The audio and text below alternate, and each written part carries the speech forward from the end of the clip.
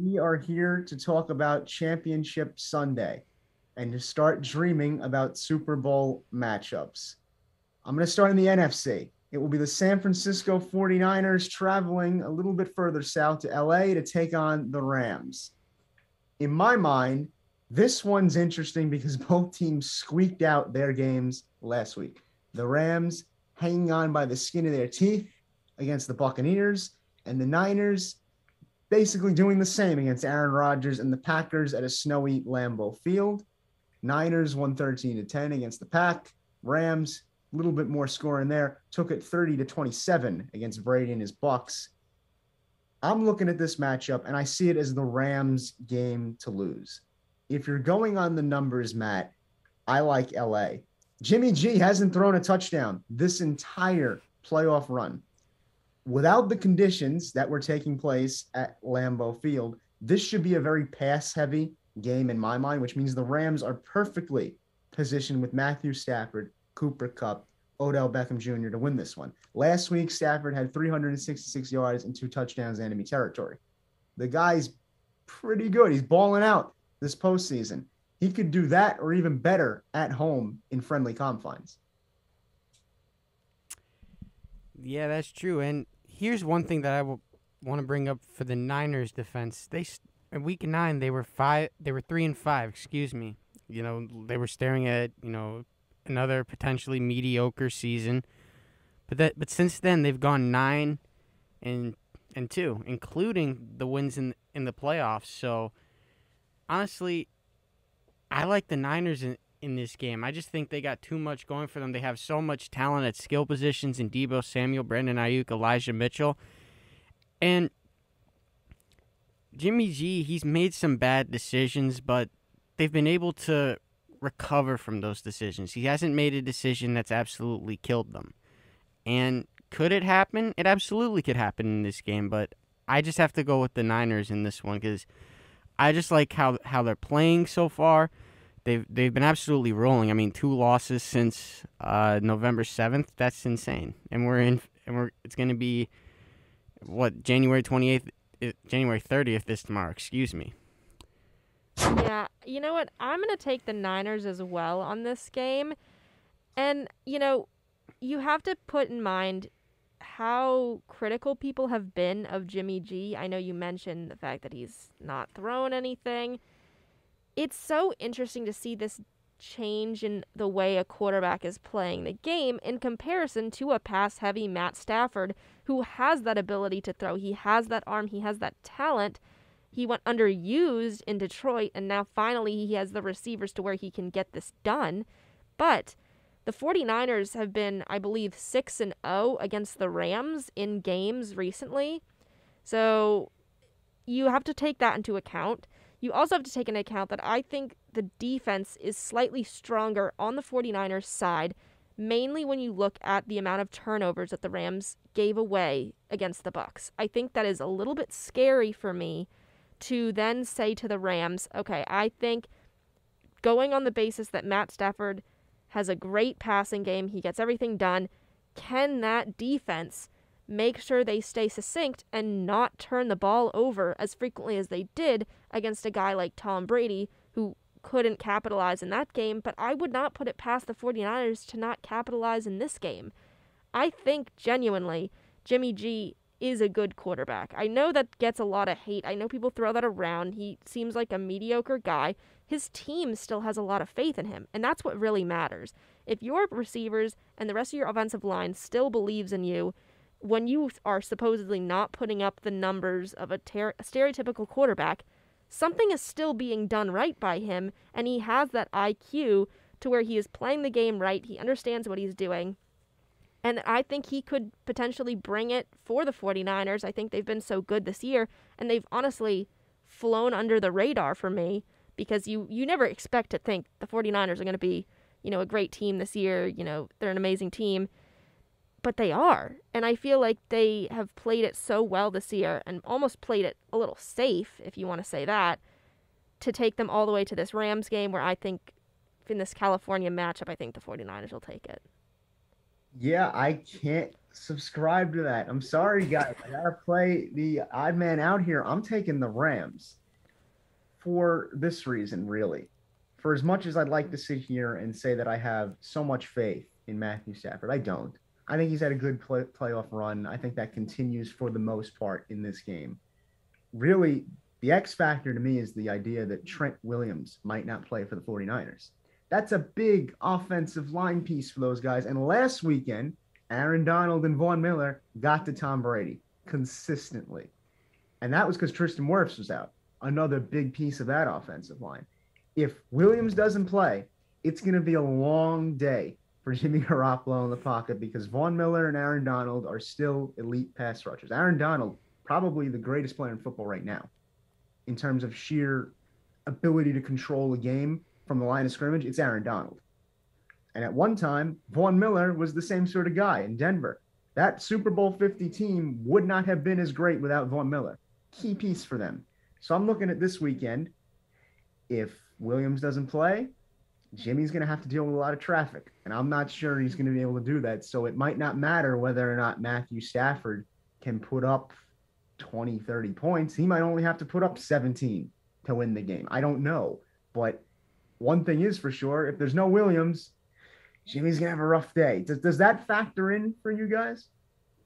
I think it definitely does a little bit. I think when you look at the style of play that the 49ers have relied on, it is scary. Every single game, I don't know what to expect out of them because it looks like they should be failing. There is no way that this team should be good, and yet it is. And I think when you're playing a team like the Rams, you have to be on your best game. There cannot be any mistakes from Jimmy in this game. And I think with this potential factor of, Williams not playing, it could shine a light. I think it definitely could cause issues. I just think I want to go on the basis that this game is more of a long run. I feel like relying solely on Stafford being able to throw it and doing it consistently, I think is a mistake. And I think because of how consistent the 49ers have been, it's kind of hard to undermine that and take that away from them. I think what they proved last week is that they don't really need an offense to win games. They won because the Packers decided to become the first NFL team in history to not start a special teams in playoff game. I mean, you saw them just take over that game with a blocked kick and a blocked punt.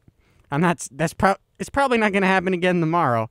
But I'm saying that the defense last week held Aaron Rodgers, who's probably going to win MVP, to how many points? It was 10, right?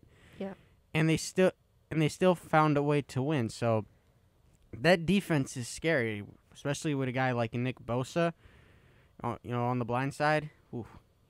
I mean, Matt Stafford, he's got to get the ball out quick. Both QBs really need to get the ball out quick. That's what it's going to come down to, who can get the ball out quicker and who's going to be more efficient in the short passing game. Call me crazy. I like to think the 49ers won that game because Aaron Rodgers didn't step up at home.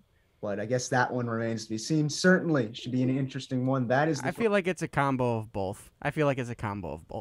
Oh, absolutely. I think for my money, I'd say it comes down to Rodgers' inability to be clutch, because that's the guy that you look at and you say, you're supposed to be clutch for how good you are in the regular season. But I guess the same could be said about the 49ers defense stepping up in this particular instance. Whether or not they do that against a team like the Rams with their receivers and all their weapons, especially Tyler Higbee, who gets overlooked. I'm not sure that San Francisco's linebackers are going to be able to keep up with Higbee, especially in the middle of the field. That remains to be seen in my estimation.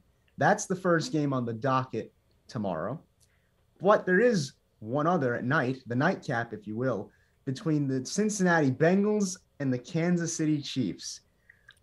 That's the AFC Championship game, and I never thought I'd be saying that at any point this season, except maybe last week, 5 seconds after the Bengals won. Then maybe I thought, might be Bengals Chiefs. I look at this game, and again, I'm sorry. It's at Arrowhead. I know the Bengals are the great story. Everybody loves T. Higgins, Jamar Chase, Joe Burrow. Good win against Tennessee. Good win against Vegas. Again, I say, it's the Chiefs. Patrick Mahomes had a great game last weekend against Buffalo. This is what we've come to expect from Mahomes. And that one, 378 passing yards, 3 touchdowns. And on the ground, 7 carries for 69 yards and a touchdown. Kansas City should be able to win this one. I think it's their game to lose, very much like I think it's the Rams' game to lose. But this has been a playoff that has been full of upsets. So, Maddie, how are you feeling about this one? This is painful to admit. This game has haunted me for the entire week because I know the answer. I know who's going to win. And I don't want to say that because I don't want them to win. But it's going to be the Chiefs. There is no other outcome for me than the Chiefs taking this because of what I witnessed against the Bills. That last 13-second with the absolute IQ level and the ability for Patrick Mahomes to lead his team underneath pressure and underneath those crisis situations is, to me, a little bit more important than the drive that Joe Burrow and Jamar Chase might have together. I think, you can call back to Week 17 when the Bengals did beat the Chiefs. It's important to remember there, the major thing is that the Chiefs couldn't figure out Jamar Chase yet, I think. They didn't know what he was doing. They couldn't figure out his routes. But now there is no more surprise for the Bengals. They relied on that, and that did really well for them. However, the Chiefs are very adaptable to this. And I think that after seeing that, aside from that slight miscommunication with their defense that got the Bills that touchdown to almost win the game, I think it is too difficult to call this game against the Chiefs, like you said, at Arrowhead, which is just, it is becoming, I'm going to controversially say, it is becoming the new Lambeau. With the fans at that stadium and the way they interact, it is a bloodbath to be an opposing player. And Joe Burrow said, he was like, we can handle the noise like we handled the noise last week. This is Arrowhead. This is a completely different ball game. And Patrick Mahomes is arguably like the best quarterback in the league this season. And so I would want nothing more for Joe Burrow and the Bengals to come in and just completely wipe the field. That would give me so much joy. Is that going to happen? I just genuinely don't think so. I said it earlier that I'm a huge Bills fan because my parents are from Buffalo, so they brainwashed me. Mm-hmm. I hate the Kansas City Chiefs. I hate them. I want Cincinnati to win. I will be rooting for Cincinnati with all my heart, but the Chiefs are just so much better. They're so much better. They have the best quarterback in football, and they have one of the best offenses in football. I mean, literally during that whole game last week, Travis Kelce was wide open every single time because you can't guard him with a safety because he's too big, and you can't guard him with a linebacker because he's too fast. It's impossible to guard him. That's why he's open all the time. So it pains me to say that Kansas City is going to win.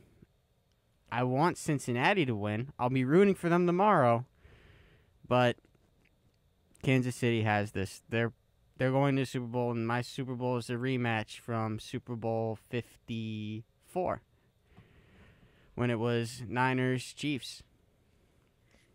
So everyone's really down on the Bengals is what I'm hearing. Let's give them a fighting chance here. I'll say this much. If you're playing the numbers and you're playing what these teams' strengths and weaknesses are, the Bengals need to run the football. Another lost art in today's NFL, much like the mid-range game we were talking about earlier in the NBA.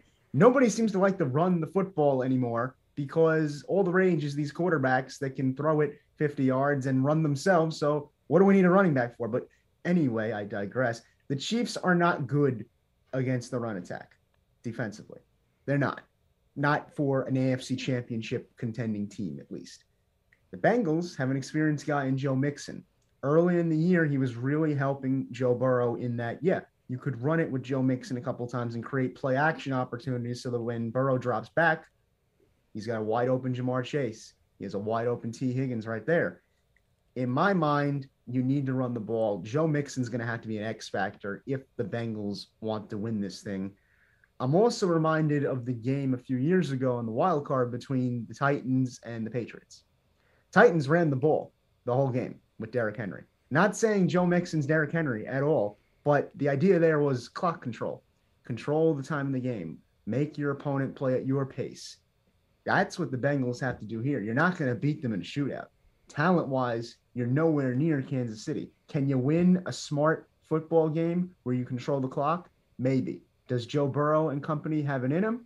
That remains to be seen. I think there's definitely potential with Joe Burrow. I definitely don't want to count him out. I don't want it to seem like we're bashing on the Bengals. We all want the Bengals to win here. This is the goal. So, in a perfect world, if Joe Burrow can replicate that Week 17 game, he put up like over 400 yards, had 4 touchdowns, completely embarrassed Mahomes in terms of what a quarterback should look like, then they can have that potential to win this game. It all depends on, like you said, if they choose to run the ball, because the Bengals are fast. They have that potential to get in there. It's if they continue to do the same play over and over and over again, the Chiefs will win 100%. There needs to be some spontaneity with that. And we saw that on the Chiefs' end. We saw that Kelsey, Mahomes, on the fly call, on that fly play, that they're able to produce stuff with that. And so if the Bengals can do that, I think the Bengals actually could put up a really strong chance. From what it stands, it's really scary to probably be a Bengals fan if they exist somewhere, and to be a Bengal at this point. Yeah, one last point that I want to make about that Week 17 game that they played. The Chiefs had 155 yards on the ground. The Bengals only had 60. And in my opinion, Joe Mixon is better than Clyde Edwards-Helaire. So, yeah, they have to run the ball. Don't let Patrick Mahomes be on the field, because the Bills didn't have the ball a lot last week, and they still ended up losing. So you cannot allow Kansas City to have the ball for half the game. You cannot. That's definitely a recipe for disaster. The longer you let Mahomes keep the ball in his hands, the more he controls the game. Whenever that happens, Kansas City seems to have a habit of coming out on top